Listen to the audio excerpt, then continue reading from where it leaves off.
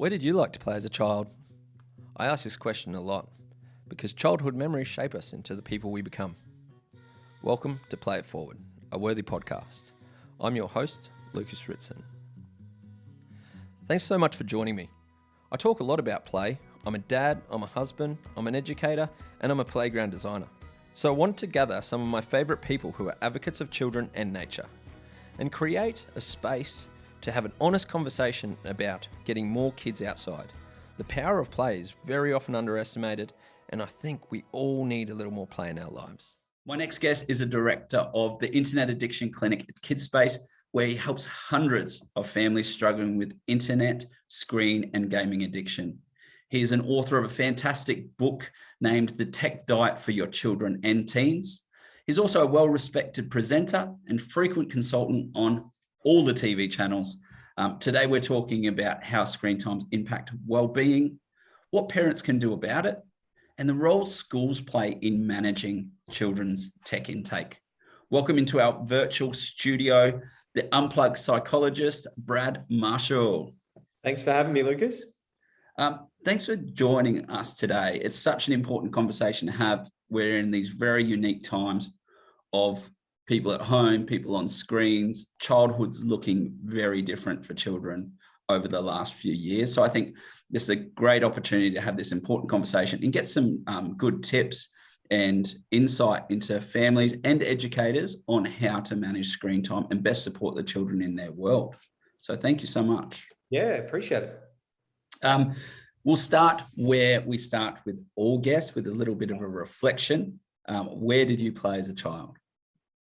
Where did I play as a child? You mean just in general? In general, what did it look like? So there's a couple that spring to mind here. So my father built my brother and I an obstacle course style like playground set in our backyard. It had like one of those sand pits and then commando nets, and he built it all himself.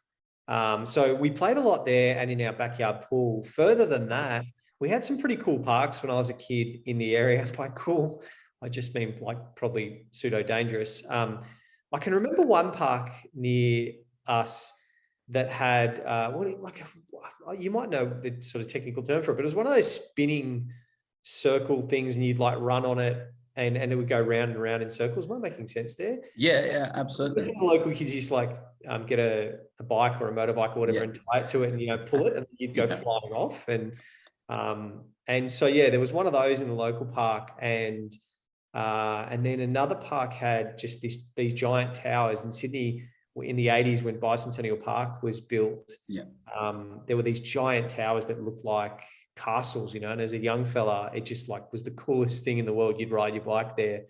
And then even further afield, we had a weekender, very modest weekender that we shared with another family. And so there was 5 boys within 5 years, all sharing a room.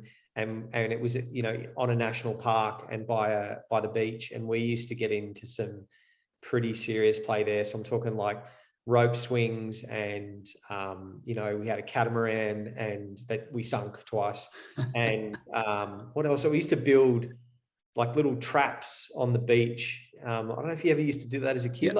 You'd dig a hole and then, and the idea was that someone would walk along and like put their foot through it, which of course is not such a nice thing. But anyway, so we used to get up into a bit of trouble when we were in the bush there as well. And on more than one occasion tried to catch snakes, which again was probably not a great idea.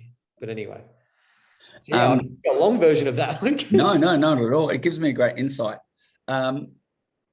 A previous guest posed a question to me, which I'll pose to you now. Lenore Skenazi, what activities did you engage in as a child that you would no longer let your child engage with? Yeah, right. I think all this stuff at home I'd be pretty cool with. If I had the ability. My dad was an engineer, so he could build stuff. But whereas I'm just not as good, so I couldn't build something like that in the backyard. So all that stuff, all the park stuff, I'm pretty good with. I think I probably would draw the line at my kids playing with snakes. Although in saying that, this is gonna make it out like my parents were really negligible. It's not like they knew, right? We were just off in the bush doing what like 10-year-old boys do, grabbed a fishing net and decided that a red-bellied black snake was a good thing to try and catch. So, look, I don't think that's something that they sort of allowed per se. Yeah, that's probably where I would draw the line. Yeah. And you didn't mention screens because they just weren't around. So, I mean, to be fair, they were. We would play a little bit, but we didn't have it on holidays. Like we weren't taking an Xbox or well, there wasn't Xbox then, but like Nintendo 64 or Sega Mega Drive or any of those things. We had a Game Boy that we used to play, Tetris or whatnot. And then we did have in my teenage years consoles that would be at home, but it was much more the case that we would kind of do that for an hour and then swim for an hour or two and then play pizza and then hit golf balls in the backyard, which is another thing we did that was probably not something that you're supposed to do. But anyway, so they were around, but they weren't as prevalent as they are now. Yeah. And when we fast forward to children of today and their experience in general, not just your children, but beyond wider community and the things you're supporting families with, childhood's very different. Are we just being old and being like just stuck in a nostalgia back in my day? Or is this something that really has got out of hand? I mean, I'm going to say, where are we? I think it's both. I certainly meet parents or adults that will just get really stuck in the back in my day argument. And I think that we need to remind ourselves that our grandparents or parents would have been saying the same thing about my Discman or my Walkman or my my Game Boy, that we didn't have that stuff. I can distinctly remember my dad just talking about TV. Back in my day, we didn't have color TV, you'd have to go out and go fishing or something. So I think there's an element of that generational, impact.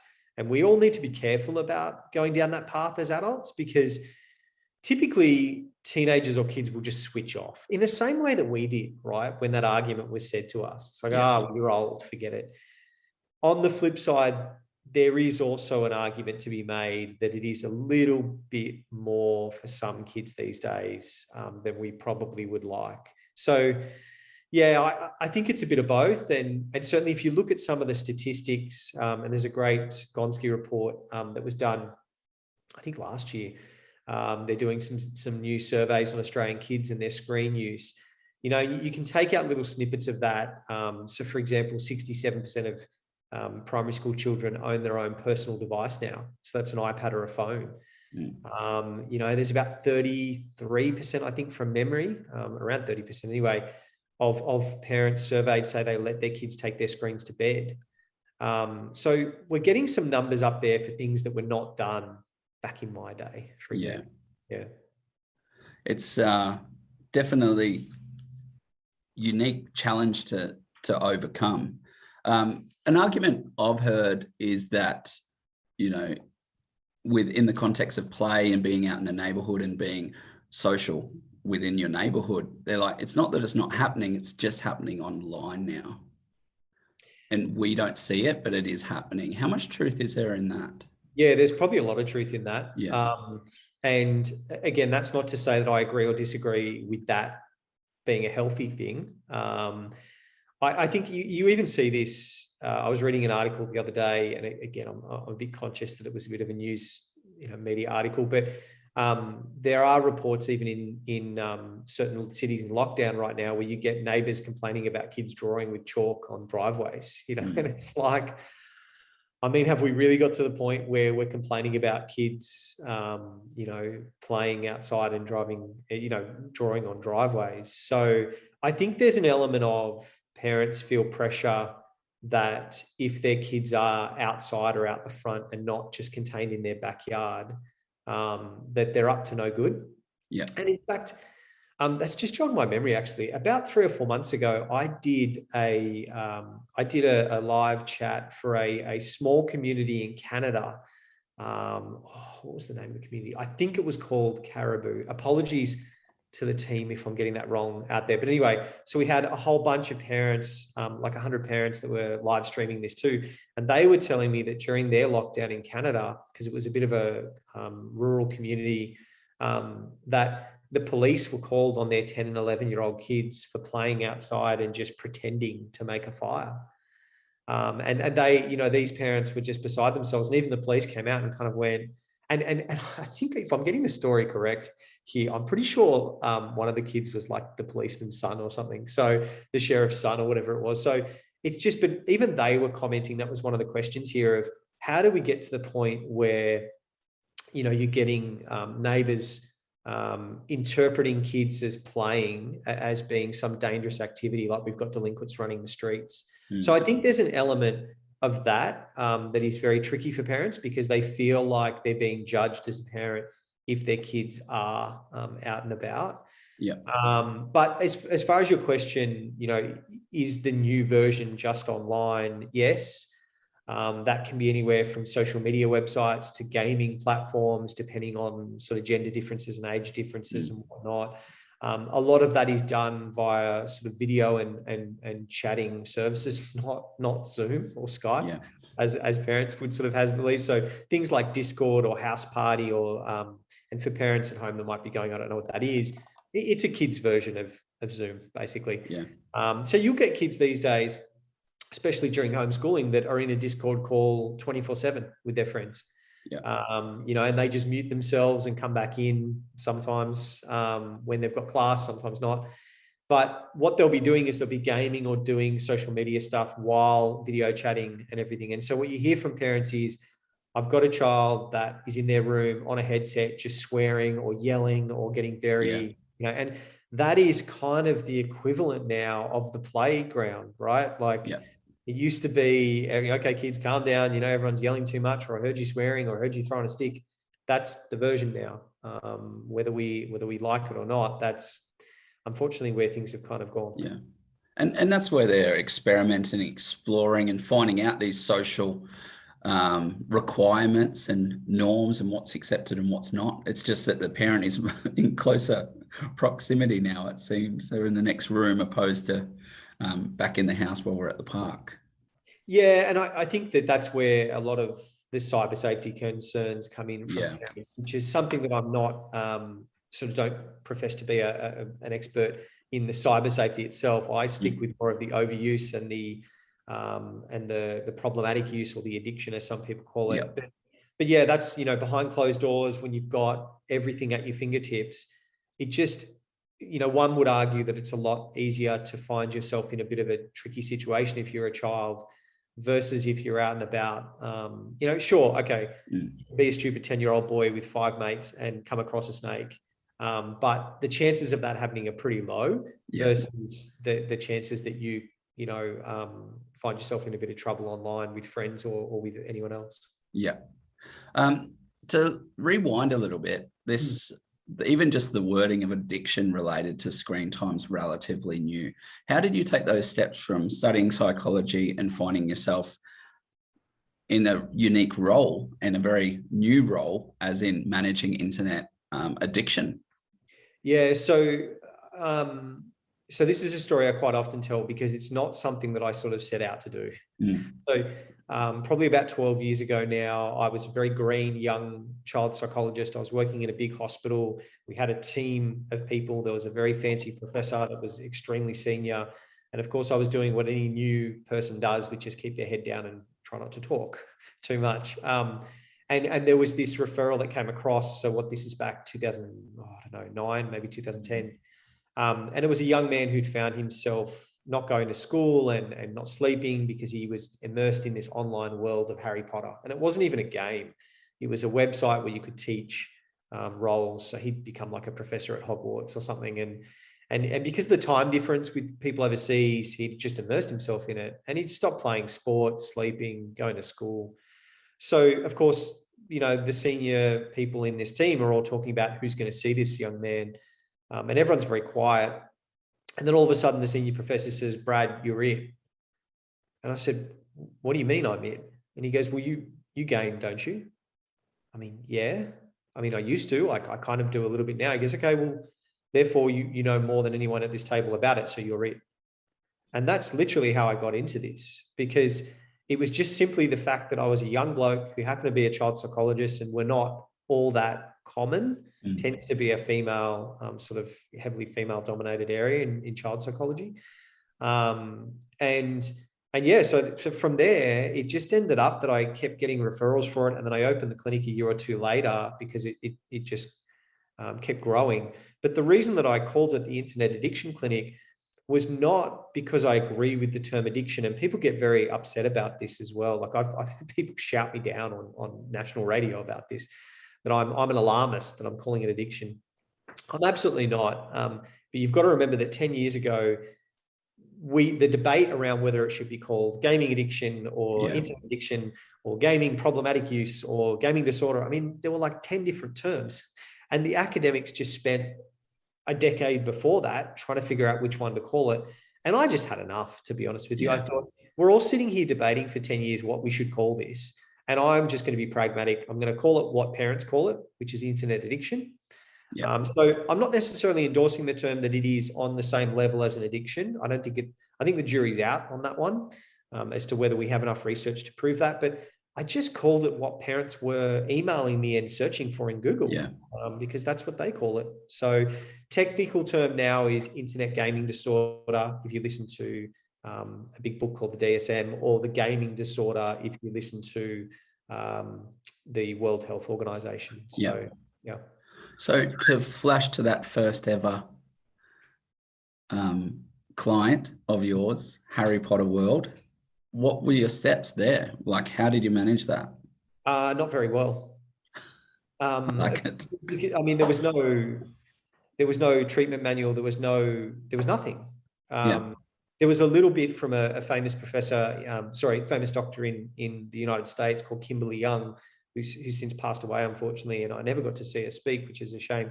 But she was sort of, the pioneer in this. But she had focused in the early 2000s on adults, and there wasn't a whole lot on kids.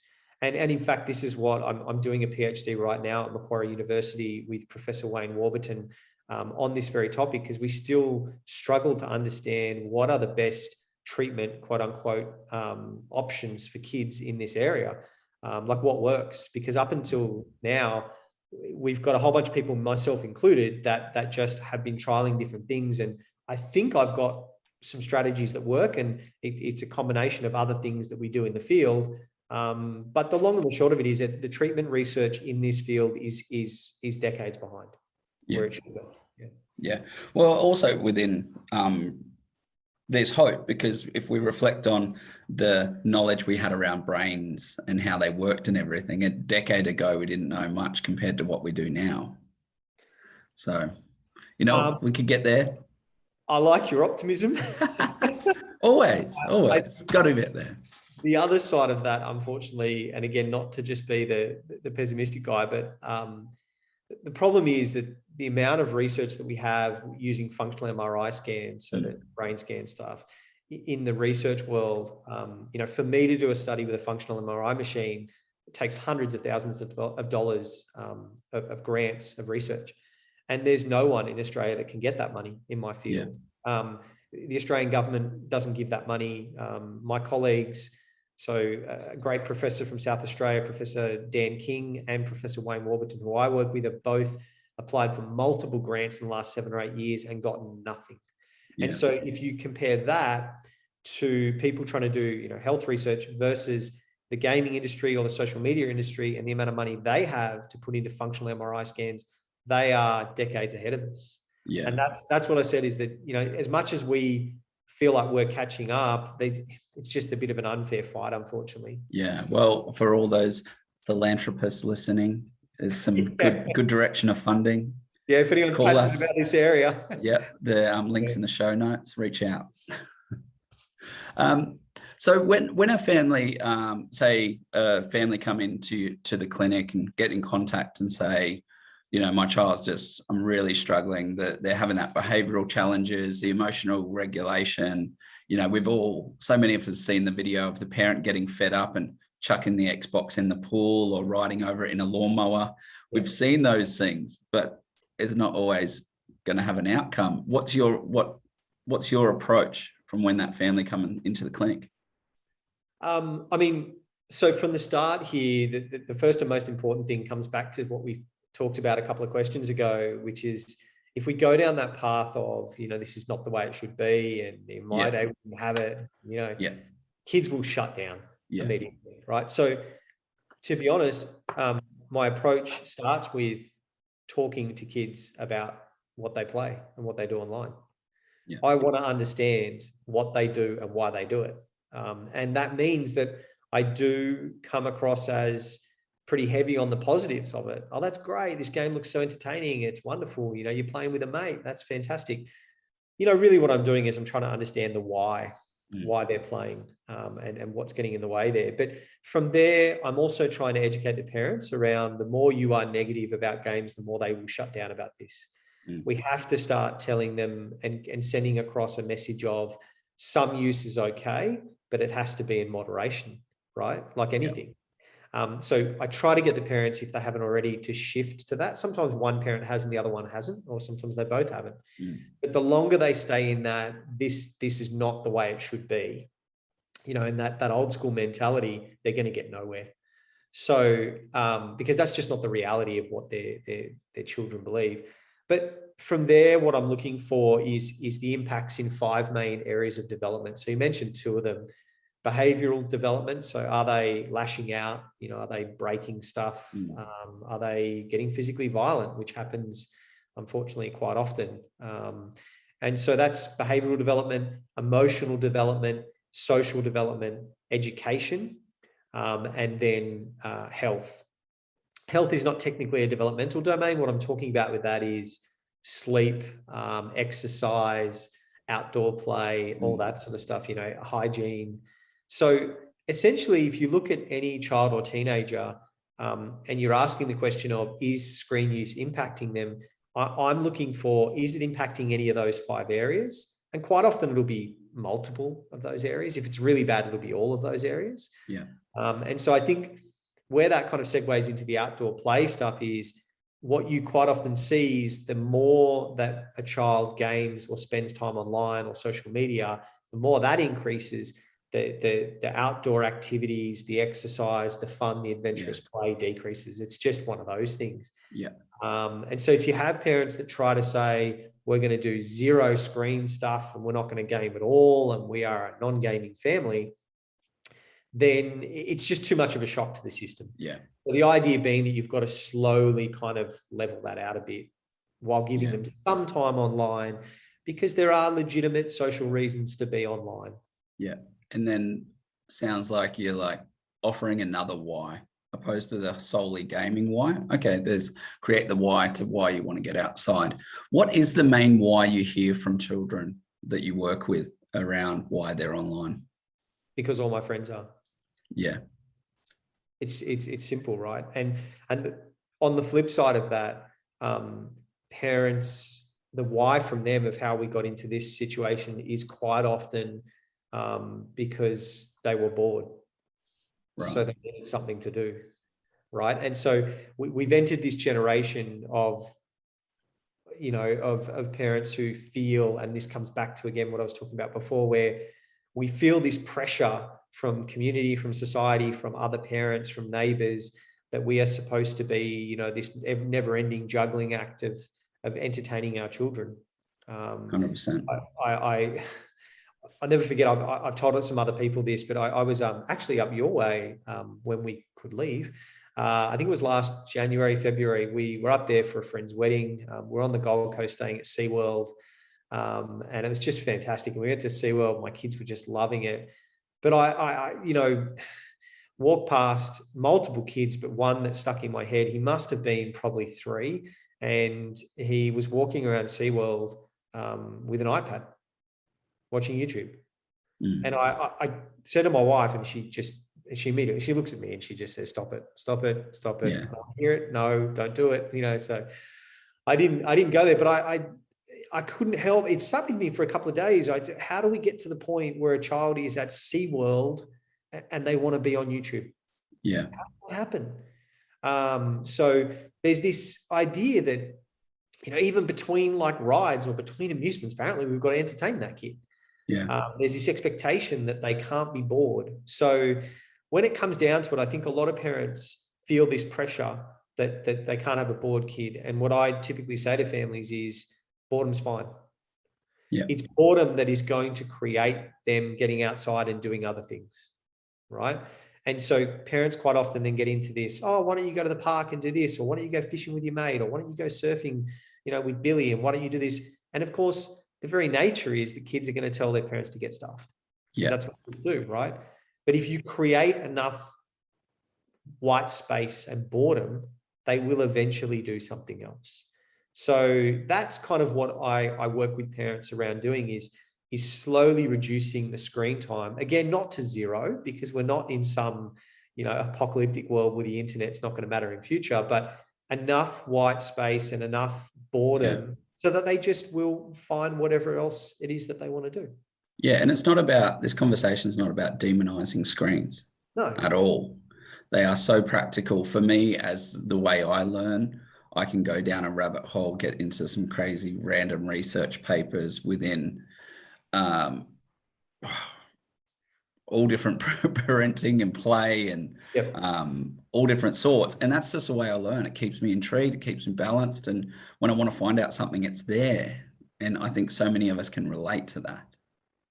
Yeah, I mean, there is certainly, many people in my field talk more about the healthy versus unhealthy screen use. Is there a difference between your child watching a science clip on YouTube during lockdown so they can run a science experiment from home versus gaming or on social media or watching YouTube mindlessly? Yeah, of course there is an absolute difference in that, right? The problem is that children and teenagers and even young adults, you would argue, get stuck down the unhealthy rabbit hole, and they're just not great because of their brain development at keeping on path. So, and that is the same for parents. Like, I certainly have to limit my own social media apps. So I have a limit of 20 minutes a day on screen time. And I found that I kept breaking that. And so now my wife has the password, which my mates all laugh at me and still tease me about. But that is 100% legitimate. Like, I did an Instagram live with Maggie Dent a week or two ago, and my wife had to come down and put in the password because I'd run out of my 20 minutes. I was like, oh my God, this whole thing's going to go down. So that's just my way of saying, even for adults, it's very difficult for us to all stay on the path of the healthy use, maybe some news or reading an article or keeping up with friends. We do fall into that unhealthy use as well. 100%. A technique that I've used that's been super helpful was my wife is super diligent with her screen time. I'm like, you're a ninja. Okay. You're a ninja of screen time. Amazing. All I did was like, this is where my screen time rating's at. Yeah. I want to show you my screen time at the end of the week. Yep. Is a breakdown. And that alone, that accountability for you're like, oh no, I'm doing that thing. Yeah. Don't do that. So that's one technique I use. Yeah. Speaking of my wife, it's a point of discussion. We've got young children. And when it comes to screen time, as in our growing up stage, it was kind of like TV was a thing to relax. Yep. That social thing, you gather around, it's a bit of a chill. Children now, do they use TV as a relax, or is that a taught thing? Like, do they use it as a tool? That TV is a tool, like they know that they can go to a TV, switch off and engage, or it's completely different? So I think that if you're talking specifically about TV, I think that the way that technology has gone, and because we have so many more screens in the house, it used to be something that was more relaxing, certainly when I was growing up as well, because the whole family would be around one TV. Typically, if you had more than one TV, then you were doing pretty well. So, gosh, see, I'm back into the old school, back in my day. But anyway, I didn't want to go there. But, it was like the whole family was around, right? So you'd find a show that the whole family wants to watch. And there was a social element to it because, you're chatting with mum, you're hearing mum chat with dad. your brother's throwing something at your head and trying to push you into the fire or something. So there was other stuff happening there. Whereas what's happening now we see in families is just sort of everyone in isolation watching their own stuff. Yeah. So again, it can be easy for parents to say, well, he's just switching off, he's relaxing, he's watching what he wants. But there's a world of difference between doing that for half an hour in your room and then that turning into 6 hours of YouTube in your room. Yeah. Right? And I think it's really difficult for parents because it's just so readily available. I talked about 67% of primary school kids having a device, their own device. So if you're all sitting there watching TV and going, this is family movie night, and we've got the popcorn out, it's so easy for a child just to have a meltdown or just walk away and go in their own room and play their device. And then you've got a parent that kind of goes, oh, do I really want this argument? Am I going to battle him over this? So I think it's hard to know what's relaxation and what's just kids these days switching off. And again, we should probably preface this by saying I do see a skewed version of the population, right? Yeah. So I see the 10% that have problematic use and statistics in Australia, it is around 10% of Australian kids, which, by the way, if you look at how many Australian kids there are, you're talking about 400,000 or 500,000 kids in Australia, right? So, but I see the 10%. And so I'm not talking about the 90% at home. Typically they, with parents being, quite vigilant, you can keep on top of that. But I think it's really difficult for parents because in that 10%, what we see is quite often kids will use it to avoid certain emotions.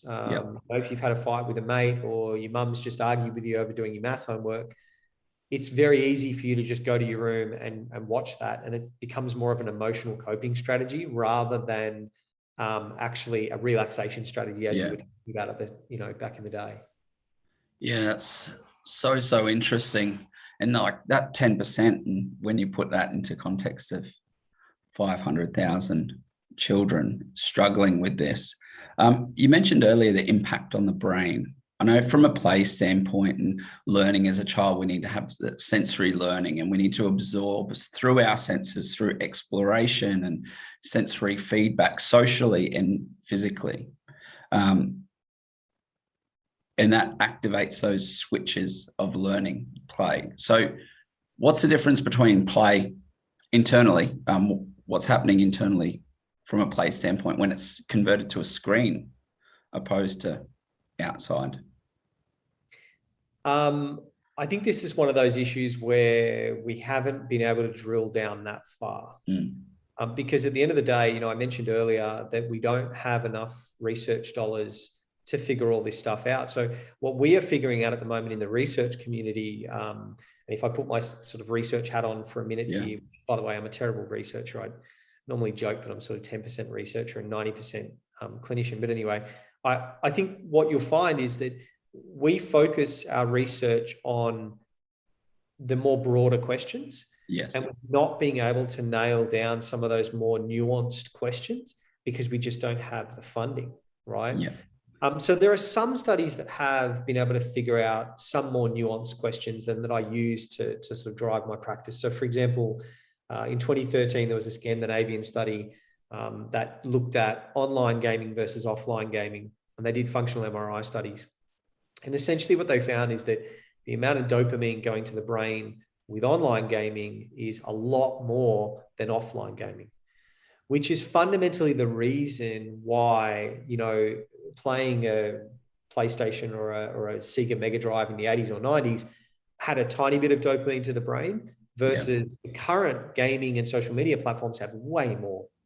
And the reason for that is the social connection, because it doesn't matter whether you're playing your best mate from school or the guy from next door or someone from, the other side of the world. You still get a massive amount of dopamine to the brain. So I guess what that tells us is that the internet connection is a huge part of it. Yeah. And because it brings a social aspect in. So when you look at all of the nuanced questions, coming back to your question around, at age 3, at age 5, at age 8, at age 12, at age 18, there's just so many different questions on brain development, how it may or may not be impacting, that we have struggled to do that. So even in the younger years, I don't believe there are enough of those studies. I think the focus has been on teenagers. Yeah. The reason the focus has been on teenagers is because that's typically the age when things really kick off. And by kick off, I mean, that's when you get kids that have not gone to school for a year or two, that are, police are being called because of parents trying to take a phone from a child. Like it gets pretty pointy in those teenage years.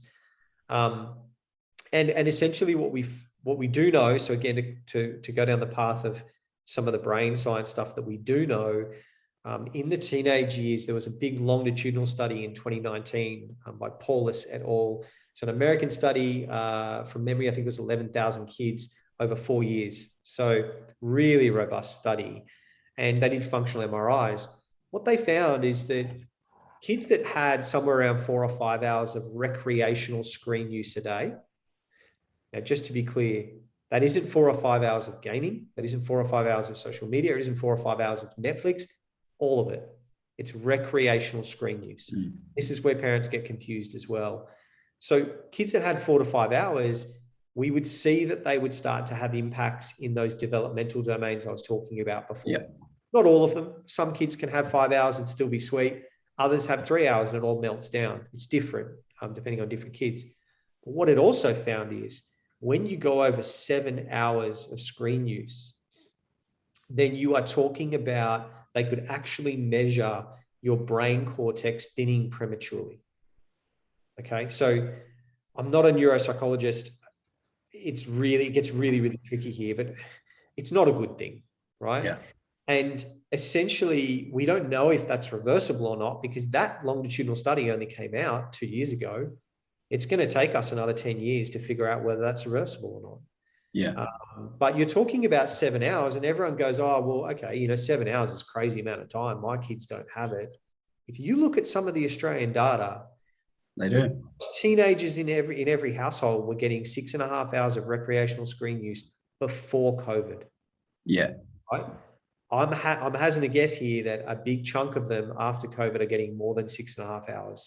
So we are, as a country, at that point where many of our, and I'm not going to put a percentage or a figure out of it, but many of our kids are getting that 7 hours that is thinning their brain cortex. So what's the impact of the thinning of the brain cortex? What does that do?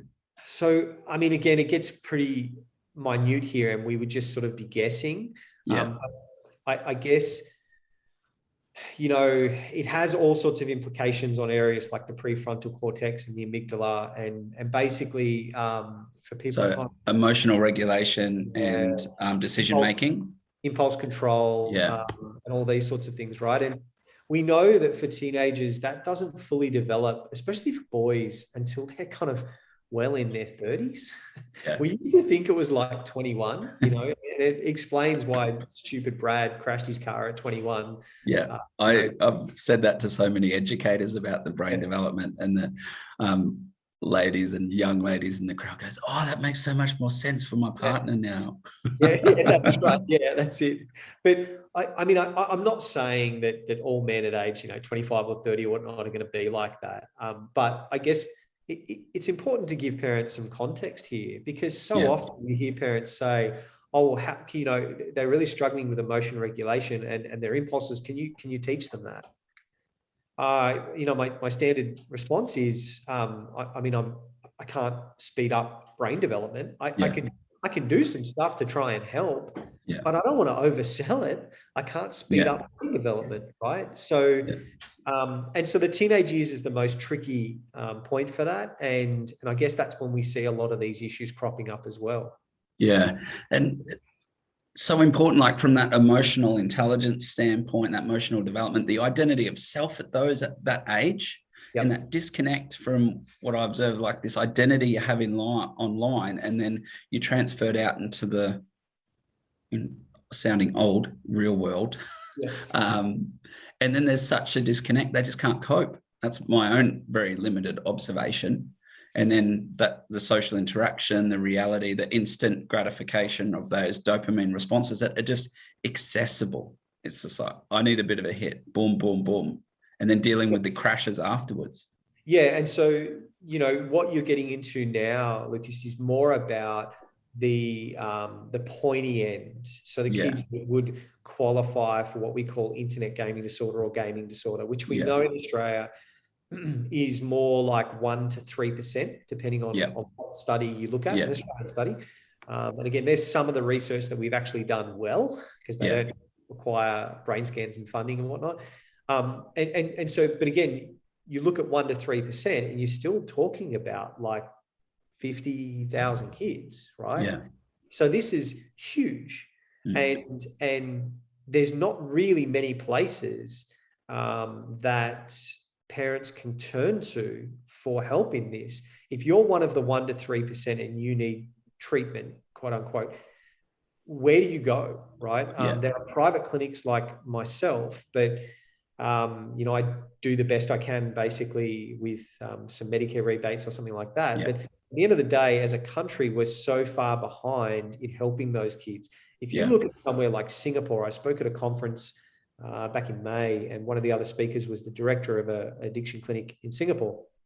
And Melvin was a great guy, and he was chatting about all the services they have there, and if you've got a child with addiction or with internet gaming stuff, we'll get someone to come out to you, and if that's a problem, we can admit you, and we've got got a hospital here, and all these fantastic services. And he was asking the Australian audience, it was mostly doctors and academics, but I'm sure you've got similar things like that in Australia. No. And spin effects rolls through. Everyone's like awkward. Yeah, we don't have any of that. So I think then those kids that get stuck in that, creating a sense of self online and the instant gratification, and then not wanting to get out to school or wherever it may be, it may be 1% to 3%, but you've still got to remember that's a big chunk of Australian kids. Yeah. And also, just even if they're not, obviously not academic, but not symptomatic. It's like you're not showing the symptoms of this, but we haven't even seen, we're not seeing the implications of the book I'm reading at the moment, The Road Less Traveled, psychology book. And he put it in a really interesting frame where he describes a development of the map that you work from to view the world. And if that map's being created through social interaction online, like what map are you taking out into your adult life that we're only going to go see until those adult years? Yeah, I think that comes back to, the question of how much social interaction needs to be done online versus offline. And I'm not going to sort of give you a percentage or anything like that. It's different for every child. But the key part here is, a child or a teenager shouldn't be getting 100% of their social interaction online. And so, the classic question that I give to parents when they ask me that, if you've got a teenager, I say, well, let's talk about the job interview test. At the moment, does your young man or young lady have enough social skills to sit through a job interview? And can they actually do that, appropriately? Pick up all the social cues, sit there, know how to do all that stuff. And that's just, again, an old school question for parents. But fundamentally, what we're saying here is, I'm okay with them getting some social needs met online. That's the way of the world. That's the way it's going to move. That's fine. But it shouldn't be 100%. And it shouldn't even be anywhere close to that either, by the way, right? Like I'm not even talking 90%, but for parents, they've got to find what works for them as parents and what they believe in, and what balance that is. Some parents say 50-50 or something like that. So it comes back to other activities. If you have a child that's limited to, say, 2 hours of recreational use in an evening, and they're bored for 2 or 3 hours, that opens up more space for them to go out and play, or join a footy team, or rejoin that netball team, or whatever it may be. It doesn't even need to be anything too arduous, just normal sports, which you'll find a lot of kids have dropped out of as well in this situation. The recreational sports numbers are dropping dramatically, plummeting through the floor. Absolutely. For a family like yours, young children, what's your recommended approach with screen time for young, like early primary school, kindy age? So essentially what most of the guidelines will tell you, so the Pediatric Association in America have some pretty good guidelines on this. And Basically the guidelines are around under 1 or 2 years old, you should be getting nothing. Yeah. And from 2 to 5, they talk about sort of 1 to 2 hours, and then moving on, it kind of goes to 2 or 3 hours, depending on their age and all the rest of it. Yeah. So I loosely follow that stuff. Daily. That's daily. Yeah. Yeah. But I guess in saying that, I think we should just quantify that during things like lockdowns. I don't want to guilt parents into feeling like they have to be perfect at this. Because I feel like the toll for parents even on mental health can be quite high. And I don't want them to chase some unattainable goal. And I think we also need to be flexible about that. So what I mean by that is, in that holiday that I mentioned before, when we drove back from Queensland, it was like an 8-hour drive or something. It was an absolute nightmare. And, I will happily hand on heart say my kids had more than 2 hours of screen time that day. Yeah. There are certain situations where you're going for long trips like that, or if your kids are sick. Yeah. One of my little ones was sick recently, and she was proper sick. She had a really high fever and all the rest of it. And so she had more than 2 or 3 hours. She didn't have 10, but I think that, parents need to be honest with themselves, because quite often they just don't keep track because they don't want to know. But they also need to be a little bit flexible around it. So there are these guidelines, but at the same time, understand that when stuff hits the fan in the family, then you can be flexible around it. That should be the exception and not the rule, right? Yeah. So if there's a world of difference between going on a long road trip and using more screen time to get you through that versus having iPads in the car so that every time you go to swimming or every time you go to the grandparents' house, you duck them out for 20 minutes. Yeah. That to me is just a point where I think we're probably going a little bit too far. Yeah. And what are some of the things that parents can do? Like we move up into those teen years and we're talking about phones and, the scary for me is that amount of children taking phones into the room for bed time and staying up all through the night. What's your recommendations there for parents to apply? Yes, I mean, I go through this in detail in my book, and I've got videos online and stuff. So there's 7 steps basically around this stuff. But if I can just give you like a pretty brief overview, and if anyone else wants a deeper look, they can look into it. But 100%, and all the links are will be in the show notes. So after you finish listening today, scroll down, all the links in the show notes. I've gone through them all, some great videos there for all families, not just teenagers. Yeah. So I guess then what we're talking about for the teenage years and what I found in my work and in my research is that, this mentality which some other people prescribe that, you just need to be a parent, just man up, just take the phone, just take the device. Yeah. It just doesn't work. So it might work for 60 or 70% of kids that are super compliant, that, want to do the right thing, and even in my family, right, I have a sneaking suspicion if I had a little crystal ball, it's probably going to work for my daughter. Yeah. It is not going to work for my son, who I think we were just talking about before we started here, just, barreled through a baby gate and runs around the house swinging a cricket bat and all the rest of it. So the different kids are going to be different here. And if you just, in my experience, typically for families that have, say, 3 kids, for example, there's going to be one that's going to really test the boundaries with this stuff and not just going to leave their phone on the kitchen bench and not take it into their room or whatnot. So for families in that situation, if you have one child that is not willing to be compliant and follow those rules in the teenage years, then you have a problem for the whole family, right? Yeah. Because as soon as you have one child that is not willing to follow those rules, you have to implement rules for the whole family. Otherwise, they're just going to take their sisters or brothers' devices when you're not looking. So the idea of just take the devices, don't let your kids have them in the room and everything, it's just so simplistic. There's not the actual, meat and potatoes of how do families actually do that. And that's what I take parents through, of how to actually do that in a practical sense. And one of the biggest ways that I found is helpful is by managing the Wi-Fi. And so what I mean by that is, I referenced that study earlier about how, any game or social media with Wi-Fi is much more powerful dopamine hit than without. So basically what I'm saying to parents is, kids were not going to offline game. Most kids will not offline game. 99% of kids will not. They might do it for an hour. They're going to get bored. They get bored because there's less dopamine to the brain. So if you manage the Wi-Fi and the mobile data, you're halfway there to managing this. So some of the practical things here are families turning the Wi-Fi and the data and stuff off at night, because you can have a rule, and you should have a rule, that there are no screens in your bedroom for teenagers. And that's a good rule to follow.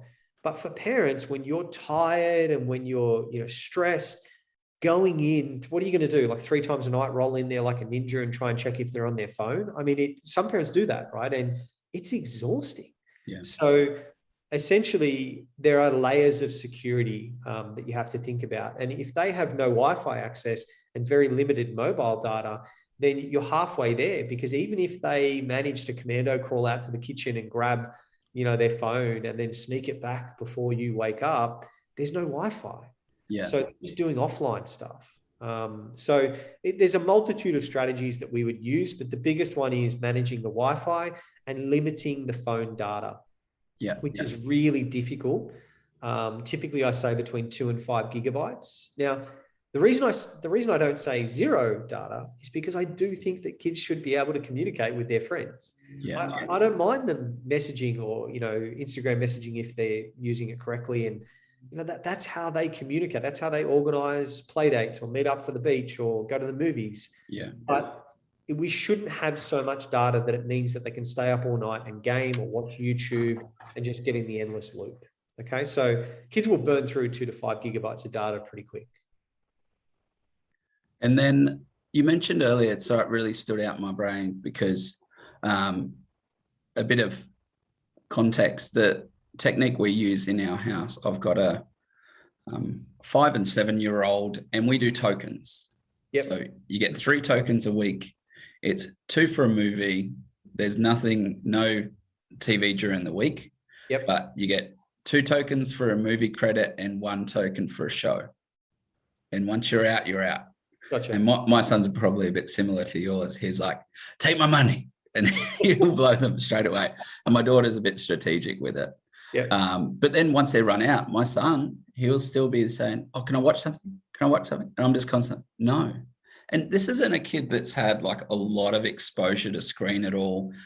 We're very blessed with our outdoor play areas, our bush lounge at the back, but amount of times, can I watch something? Can I watch something? What's some techniques parents can use, specifically me and my wife? And I know other people are going through it as well. But because what stands out is not just say no, I don't want to demonize TV or screen time. They don't do phones. They don't do that at that age. So any tips are welcome. I mean, I think, so token economy systems for younger kids tend to work. You're obviously going to get kids that still ask and try to get what we call high attention, high emotion. They try to ramp up the energy in the rooms to hope that mum or dad snap and just go whatever. That's not some Machiavellian plan because your son's an evil bloke or anything. It's just what kids do. So certainly, try not to engage too much in the debate around it. I find that it just sort of leads nowhere. You can reiterate to him, look, mate, I'm sorry, you used your tokens, start again tomorrow. But you've got to keep it fairly short with that. But that sort of system, a token economy system where you then go on and turn the TV on for them or give them access or whatever it may be, there is a point where that stops working. And it's typically around older primary school or early high school. And there is a transition period that in my research, I'm very much honing in on now around that. A child going from year 6 to year 7 is a real risk period that we've identified for screens. Because they seem to get access to personal devices, they need one for school, and access becomes greater. But what I'm saying is that will work for a child, your kid's age. It's probably not going to work for a 14 and an 11-year-old. The token system will literally just be whatever, dad, keep your tokens, stick them. Right? And then you're going to have him commando crawling and trying to break into different things and all the rest of it. So, yeah, I think I quite often see families that had a system that worked when their kids were, 5 and 3 or 7 and 5 or something like that. And when they hit that age of anywhere between 10, 11, 12, some of that stuff starts to slip because that's normal, right? As kids get closer to their adolescence, they're going to push the boundaries. Kids have been doing that for years or decades, and that's just coming through on screens as well, right? It's the same as the 13-year-old kid where you say, be home by 5 o'clock for dinner, and they rock up at 5:20. And you go, where were you? Close enough, right? Yeah. That's what used to happen 30 years ago. Now the version is, I thought you were only supposed to watch one show. What happened? That was an hour ago. I don't know. Close. So, yeah, I think you've got some pretty good strategies that work right now, and you would have to have a think about what to do when they get older. Yeah, I think my daughter's 7 going on 15, so I think I better act pretty quickly. What are some of the unknown invisible side effects that parents might not know about that are impacting their children with their screen time? I mean, I think we've gone through some of the brain development stuff that parents obviously don't commonly know. And excuse me, I think that if a parent is looking at all of those 5 developmental domains, they are then able to reflect on what screens might be impacting that they didn't quite realize. So, it would be fairly common that a parent hasn't put 2 and 2 together with some of the more subtle ones. Even the impact on social development. So parents may go, oh no, it's okay. They're playing with their friends online and they've still got good mates and they're going to school and stuff. But if your child is staying up late to game or on social media, and then they get tired because they're not getting 10, 11 hours sleep that they're supposed to get, then they're a bit stroppy at school the next morning. And that can start to wreak havoc a little bit over time, not immediately, with social relationships. They're in the playground at recess, they're tired, they get short with their mate, they have an argument. So I think quite often there are some of these more subtle ones that parents wouldn't come into my clinic and say, oh, screens are really impacting on him having fights with friends. They don't see the dominoes falling and how they do in that manner. And the other little impacts like educationally, because it would slip over time. Again, if you have a child that hasn't slept or is having a social fallout, he then comes back from recess, he's just had a fight with his mate and he's tired. He's not taken in as much as he normally would at school. But that's not going to show up educationally, especially in primary school for I don't know, 12, 18 months typically. You might get a report and kind of go, oh, okay, it wasn't a great one. It's not until the second or third report that parents go, oh, wow, hang on, what's going on here? So I think some of the invisible side effects there are ones like that, where they're not, it's not until you're completely, pretty far down the rabbit hole that, or someone like myself points it out, that parents kind of go, okay, hang on, this was doing a lot more than I thought. Yeah. And what's happening in the sector of supporting children with internet addiction that you're most excited about and the work that's happening out there at the moment? Look, I'm not trying to be the pessimistic guy here, but not much. And that's... No, I love the honesty. It's good. Someone who dedicates their life to this, my life, my career, everything is about this, trying to help kids. And even I am sitting here saying what I'm doing is not enough. It's not even close. And it's not just me. I have many great colleagues. Dr. Kim Lee is a child psychiatrist in Adelaide who's just fantastic. Dr. Philip Tam. So there are enough of us in Australia, but there's not enough support politically and from schools.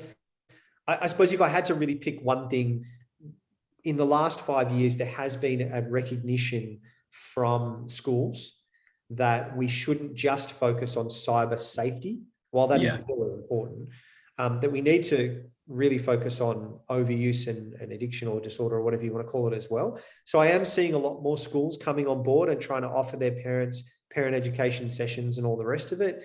But it still does take a second, back seat to this. And it's amazing, in the last couple of years, I speak at a lot of principals conference, a lot of primary school principals conference. And the feedback that I get, not because I'm some like amazing speaker or something, just because they honestly, these principals and their staff are crying out for help with this. Yeah.